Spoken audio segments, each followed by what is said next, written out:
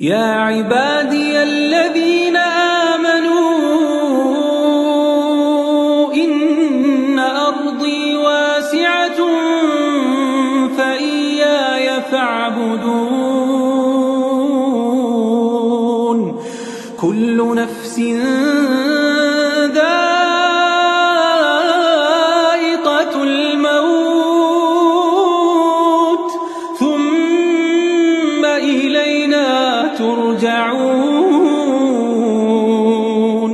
والذين آمنوا وعملوا الصالحات لنبوئنهم من الجنة غرفا تجري من تحتها الأنهار خالدين فيها نعم أجر العاملين.